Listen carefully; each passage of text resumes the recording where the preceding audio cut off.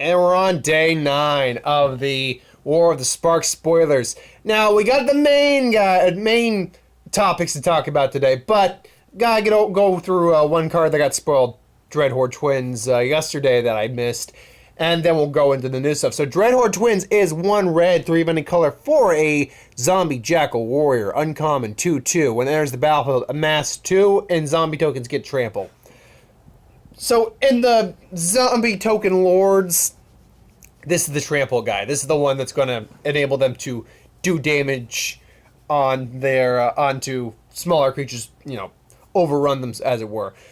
As it stands, I mean, you're either putting down a 2/2 that will pump tokens. If you don't have tokens, you'll make at least one, but it's a 2/2 with trample. A 2/2 with trample is not the greatest. But obviously, you can continue to increase the army tokens' abilities and powers. I'll say this: as it stands, 2 bodies over 4 mana is very reasonable. Giving one of them trample is pretty solid. On the whole, I don't love this card, but I don't dislike it either. Silent Submarine, and I've seen the artwork for it. It is a submarine. Why there's a submarine? Who in their right mind has a submarine in Magic? I don't know, but there's a submarine. Silent Submarine is 2 blue for a 2/3 vehicle. When it deals combat damage to a player or planeswalker, you draw 2 and you crew it for 2. I've heard some people compare it to Smuggler's Copter. This, I will even say it's not as good, because Smuggler's Copter had flying. It had a looting ability, but also only crewed for 1, I believe. So I don't think it's as good as Smuggler's Copter, but it's still a good card. It's a 2/3 for 2, so right off the bat, you'll get your money out of it. But you do have to crew it for 2 as well, which means you're not going to be doing anything with it on the turn it comes out. Not that you would have regardless. And frankly, it'd be a bit more worth it, I'd imagine, to... it'd be a bit more worth it to just have other creatures doing other things instead of tapping down creatures to then make one of your creatures attack. So while it's not a bad card, I can definitely say it's a bit of a lackluster card in many ways. We have... almost got my finger in front of the camera there. We have Spark Double. Spark Double is basically clone, but with planeswalkers. It is a 1 blue, 3 of any color for a 0/0 illusion creature. You may have Spark Double enter the battlefield as a copy of a creature or planeswalker you control. Now, that is a condition there. It has to be a creature or planeswalker you control. Except, if it's a creature, it enters with an additional +1 counter on it, and it enters with an additional loyalty counter on it if it's a permanent, and a legend rule doesn't apply with that card. So, it's essentially Mirror Gallery, which I have that card, and I will be adding it to my planeswalker deck when I make it. But it's got the Mirror Gallery ability, which means multiples of this will allow you to do duplicates of whatever planeswalkers you so choose. Now, going over the planeswalkers that we currently have in the set, what would be the most advantageous walkers to do that? I've heard Dovin's a good one. Kaya would honestly wouldn't be a bad one. I've heard Jaya and was it Darviel?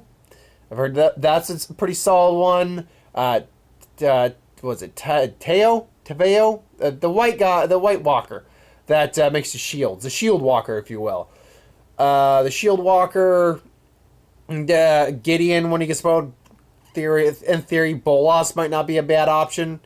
Actually, saying that out loud, now Bolas would actually be a really messed up option, because if you have, assuming you have other walkers on the field or other people have walkers. I'm not going to say why Bolas will be a messed up option, because that he has not been officially spoiled yet or revealed yet. So I'm going to keep it. But let's just say, for those of you who have not seen what Bolas actually does, multiple copies of Bolas actually gets kind of ridiculous pretty quick. But anyway, enter the God Eternals. And this got spoiled a little while ago in some art that we were getting the God Eternals. We only got one of them today. We only got Bantu, who's right there. But yeah, things are about to go crazy pretty quick. Enter the God Eternals is 1 black, 2 blue, 2 of any color, 4 sorcery. When it enters the battlefield, enter the God Eternals deals 4 damage to target creature. You gain a life equal to the damage dealt this way. Target player puts the top 4 cards of their library into their graveyard, and then you amass 4, meaning you either build up on your already existing army creature, or you create a 4/4 creature. This thing is nuts. This thing is disgusting. Let's break it down. And I heard some people actually bring it up. It's like each ability. There's 4 abilities. One of them, each of them represents an ability of one of the God Eternals. So you get the 4 damage, which I believe would be the Bantu ability. You get the life, which would be the Oketra ability. Then you get the damage dealt that. Then you get the blue ability, which is the 4 cards off the library, which would be a Kefnet ability.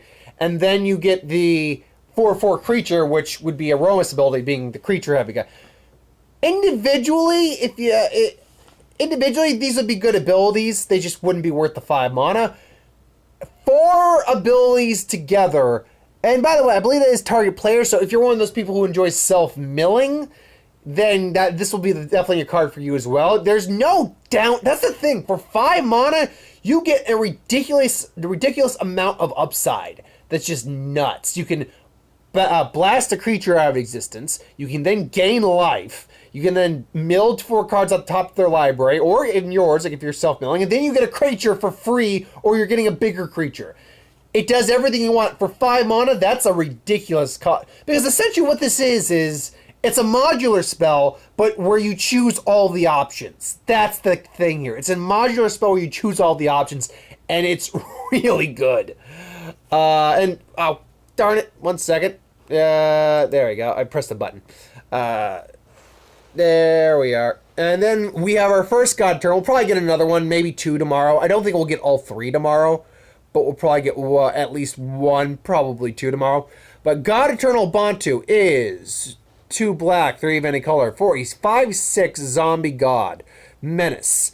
When God Eternal Bantu enters the battlefield, sacrifice any number of permanents, then draw that many cards. And this seems to be the god effect now in terms of their immortality, their indestructibility. When it dies or is put into exile from the battlefield, you may put it into the owner's library, 3rd from the top, similar to Ilarg, exactly like Ilarg. I've heard some people be a little lackluster with this one, at least reading the forums on this, and I'm not certain why. You get a 5/6 with Menace for 5, so it's already above the curve. Even if it was a 5/5 or a 4/4 for 4 with Menace, it'd still be usable. As it is, it's a 5/5. Now, if I'm not 5/6, if I'm not mistaken, the original Bantu was a 4/6.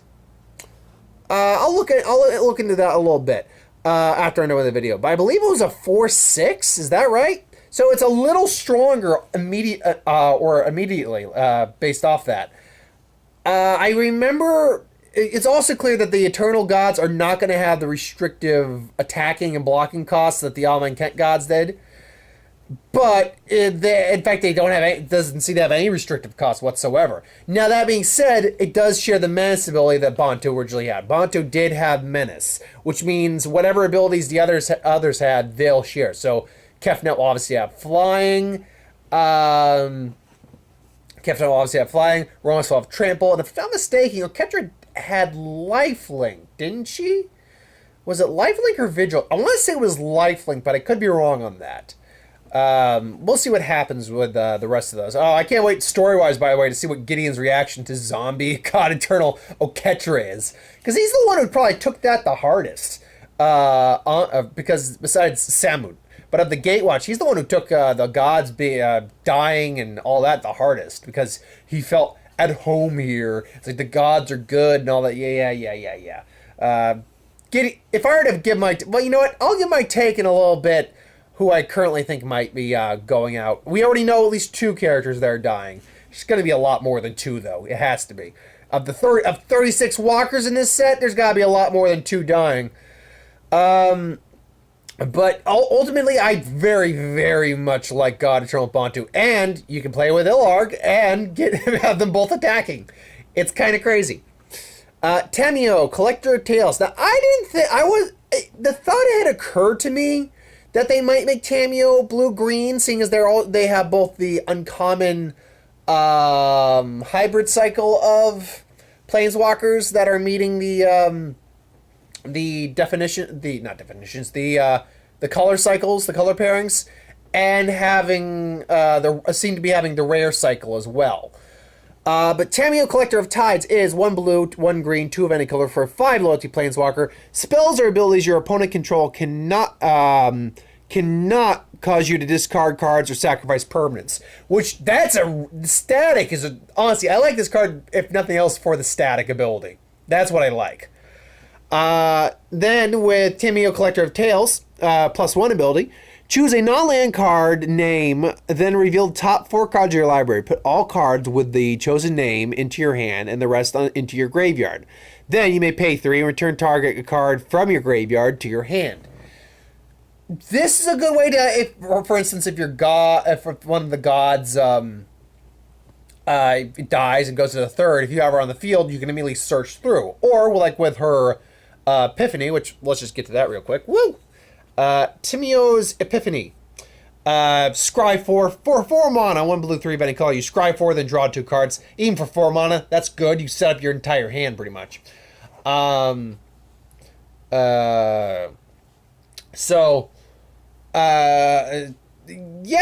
I don't...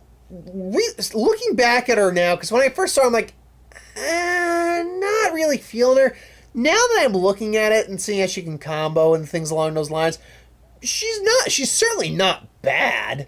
I don't know if I like I like the static ability the most, because preventing you from discarding and sacrificing, the sacrificing part particularly, is going to really be useful. So she may be dying pretty quick. But while she's on the field, she's going to be serving a purpose, definitely. And I can say I'm very, very much a fan of her. So, last but not least, Planeswalker. I mean, who right now do I think is dying? For me, it's got to be someone who I feel their story is pretty much done. And who's not like a poster boy. Or like, Jace is a poster boy. They're not killing Jace off. Liliana still has a bit more story, I think, that needs to be told. And I do think you don't show what they were showing in the trailer of her burning. And like, oh, she's going to die. No, she's not going to die. And I think they even said in the sequel novel to War of the Spark, coming out in the fall, that I think she is still around. In terms of who else is possibly going to die, in terms of the Gatewatch, I think Nissa stands a good shot at dying. There's just not really anything left to tell with her. And I think, honestly, even though Gideon needs to go back to Theros, I think Gideon, among any of the Gatewatch, may be the one to bite it. But he's got the Black Blade. He may be the one that delivers the final blow to Volos if someone delivers a final blow and kills him. But he might be sacrificed along the way. So I think Gideon and Nissa stand the best chance out of the OG Gatewatch.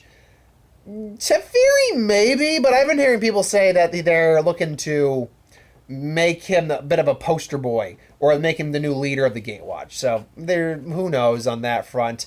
I don't think Karn is going to die because they need to do more with Karn. We know Chandra's not going to die. She has a comic. Jaya is probably going to bite it. I do think Jaya's dead. We know Dovin dies. We know Dak Faden dies. I'm going to say no to Obnixis dying just because he could serve as a future villain in a future storyline. We know Johnny makes it. Ral, I think, makes it. I don't think any of our new walkers are going to die, but they could, in theory, throw a new walker in there just to have him die to show that anyone can die. So there is that possibility. Sarkhan and Narset might be good candidates. I don't know if there's anything more you can do with Sarkhan. I think his story's done. Narset, you might have more to do, but maybe not. And Ashiok, I think, is going to live. Huatli Huatli's have like a 50-50. So is Shahili or Sahili. Angrath, I think, is a dead man. Kiora, I don't know about Kiora. See, there might be more. Kiora stole the Thassa's Bident. So there's more you could do with Kiora. And she's on Ravnica, which has merfolk. She's in Simic colors, so I think her staying around and maybe even becoming the new guild leader of the Simic, for all we know. Well, like, next time we visit Ravnica, which would be many years down the line. wouldn't be a bad idea. I don't. Yeah, I don't think that. I do think. I think both. I think. Was oh god. Vivian. I think Vivian and I think Nahiri and I think Sora are all dead. I think they're dead meat. Dead walkers walking. Other than that, there's actually quite a few characters I think are going to bite it in this arc. And of 36, do I think maybe half the walkers are going to die? No. Do I think maybe 8 to 10 might die? That's a reasonable amount, and it would definitely slim down the amount of walkers that we have so we can focus on newer characters and don't always have to go back to older characters. So I think that's very possible. I do. I think that's possible. But anyway, what do you think? We still got tomorrow, and then we'll probably maybe do a roundup video on Saturday. I don't know if I am or not, but who knows? We might. Until then, though, thanks for watching. I hope you enjoyed. Like, comment, share, subscribe. As those who wants to review something, put in the comments below. Let us know. We'll do a review of it at some point. Ideas for who would win. Star Wars, superhero, magic, what if, anything you do on the channel. Put that in the comments below. Let me know. I'll do a review of it at some point. So there will be a who would win and a one more magic video tomorrow. Plus, there will be a box office and what if on Sunday. The week of what if is coming up, so keep your eyes out for that. And I'll have an extra something on Saturday. I just finished Umbrella Academy, so I think I'm going to do a review on Umbrella Academy because I really enjoyed Umbrella Academy. So thanks for watching. Hope you enjoyed. Now, I'll see you folks next time. Later.